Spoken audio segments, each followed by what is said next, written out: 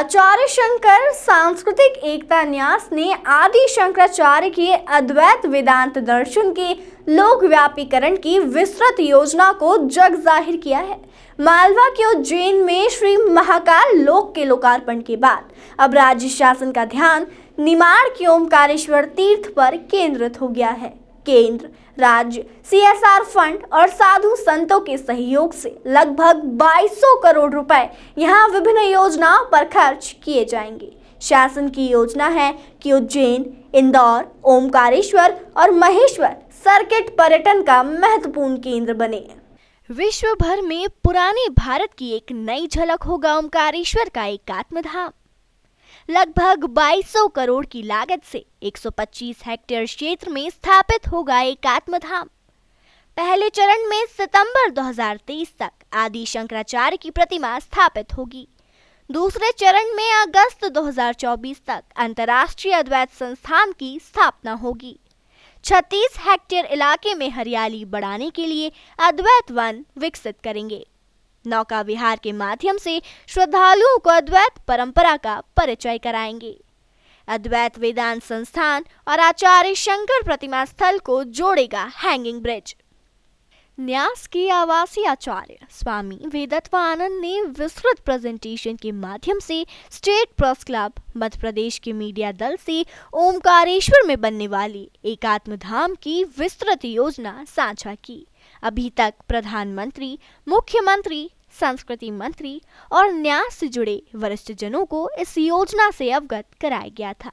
करीब 40 मिनट विभिन्न स्लाइड के माध्यम से अगस्त 2024 तक संपूर्ण होने वाली इस योजना की जानकारी दी गई। 50,000 लोग एक साथ यहां भ्रमण कर सके, इस आधार पर संपूर्ण योजना बनाई गई है। आचार्य शंकर के बाल स्वरूप की 108 फुट ऊंची मूर्ति बेहद दूर से दिखाई देगी। प्रतिमा के लिए प्रदेश की 23,000 ग्राम पंचायतों के माध्यम से धातु, मिट्टी और जल एकत्रित किया गया था। L&T कंपनी ने प्रतिमा का निर्माण कार्य प्रारंभ कर दिया है। आचार्य शंकर अंतर्राष्ट्रीय अद्वैत वेदांत संस्थान के इस विशाल परिसर में 7 केंद्र बनेंगे, जो भारत भर के वास्तु और स्थापत्य कलाओं पर आधारित होंगे। इस विशाल परिसर में आकर पूरे भारत की आध्यात्मिक यात्रा का अनुभव होगा। सभी केंद्रों को आचार्य शंकर के गुरु और प्रथम 4 शिष्यों की स्मृति को समर्पित होंगे। 108 फुट ऊंची प्रतिमा के निचले भूभाग पर आचार्य शंकर की महान जीवन यात्रा पर केंद्रित संग्रहालय बनेगा। इसमें आम श्रद्धालुओं और विद्यार्थियों के लिए माया थिएटर सबसे महत्वपूर्ण आकर्षण होगा, जहां 3D होलोग्राम एवं अन्य आधुनिक तकनीक के माध्यम से ब्रह्म, सृष्टि, माया, जीव एवं जगत आदि सिद्धांतों को कथानक के रूप में प्रस्तुत किया जाएगा। प्रतिमा के ठीक निचले भाग में एक ध्यान केंद्र होगा, जहां गहन मौन में ओमकारेश्वर की ऊर्जा का अनुभव जिज्ञासु जन कर पाएंगे। इस अंदरूनी परिसर की विशाल दीर्घाओं में भारत भर की समस्त कलाओं के जरिए आचार्य शंकर का जीवन चरित्र प्रस्तुत होगा। इनमें देश भर के सर्वश्रेष्ठ चित्रकारों और कलाकारों का योगदान चित्रों और भित्ति चित्रों में दिखाई देगा। हाई स्क्रीन थिएटर, यहाँ बड़ी स्क्रीन पर आचार्य शंकर के जीवन दर्शन पर आधारित निर्माणाधीन 40 मिनट की फिल्म दर्शकों को दिखाई देगी। अद्वैत नौका विहार। अद्वैत नौका विहार संग्रहालय के निम्न भूतल में स्थित होगा। नौका विहार नर्मदा के उद्गम स्थल अमरकंटक से आरंभ होकर अंत भरूच की खाड़ी में समाप्त होगा। यह नौका विहार स्वचालित नौकाओं के माध्यम से होगा। नर्मदा के दोनों तटों पर अद्वैत वेदांत परंपरा में शंकराचार्य के पूर्ववर्ती और परवर्ती विभिन्न संतों स्थानों को विभिन्न माध्यमों से प्रदर्शित किया जाएगा। अन्नपूर्णा। संग्रहालय में आने वाले दर्शकों के लिए अन्नपूर्णा में लगभग 300 से 500 लोगों के भोजन की बैठक व्यवस्था भवन के भीतर की जाएगी। भवन के बाहर भी लगभग 500 लोगों की भोजन बैठक व्यवस्था होगी। यह सुविधा और रुचि के अनुसार पारंपरिक एवं आधुनिक शैली दोनों में होगी। अद्वैत कलाग्राम। देश भर के लोक एवं क्षेत्रीय शिल्पों के प्रदर्शन तथा विक्रय हेतु यह केंद्र विकसित होगा। अद्वैत वन ओमकारेश्वर की हरियाली को और अधिक बढ़ाने की दृष्टि से स्थानीय मौसम और मिट्टी के अनुरूप वृक्षारोपण का प्लान भारतीय उद्यान विशेषज्ञ कर रहे हैं, ताकि हर खाली कोने में हरियाली विकसित हो और यह पूरा संस्थान सघन वन से घिरा हुआ दूर से दिखाई दे।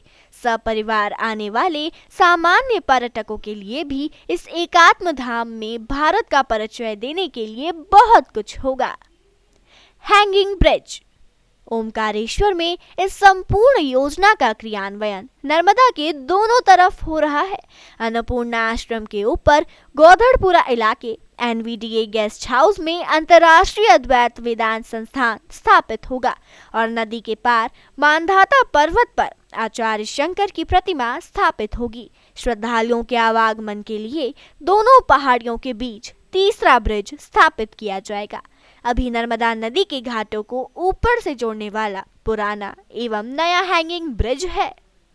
मामले में संस्कृति विभाग के सहायक संचालक डॉक्टर शैलेंद्र मिश्र ने कहा कि एकात्म धाम केवल एक निर्माण कार्य नहीं है, यह आचार्य शंकर के अद्वैत वेदांत दर्शन के लोकव्यापीकरण का एक विस्तृत प्लान है, जिसके अंतर्गत नियमित व्याख्यानमाला, शंकर फेलोशिप, युवाओं के लिए अद्वैत जागरण शिविर जैसी गतिविधियां नियमित है।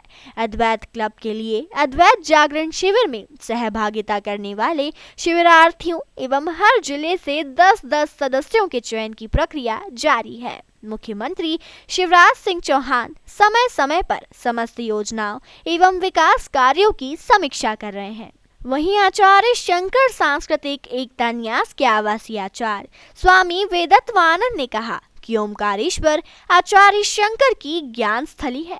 यह वही स्थान है जहां से अद्वैत दर्शन की शिक्षा प्राप्त करके उनके जीवन की महायात्रा आरंभ हुई थी। मूल रूप से उसी अद्वैत दर्शन के लोकव्यापीकरण की दिशा में एकात्म धाम को वैश्विक स्तर पर एक विराट धुरी के रूप में स्थापित किया जा रहा है। आचार्य शंकर के समय ओमकारेश्वर अद्वैत वेदांत का प्रतिष्ठित शिक्षा केंद्र रहा है, जहां केरल से 8 वर्ष की उम्र में शंकर आए थे। गुरु गोविंद भगतपाद के निकट उन्होंने 3 वर्ष तक अध्ययन किया था। एक बार फिर ओमकारेश्वर की भूली बिसरी सनातन प्रतिष्ठा लौट रही है।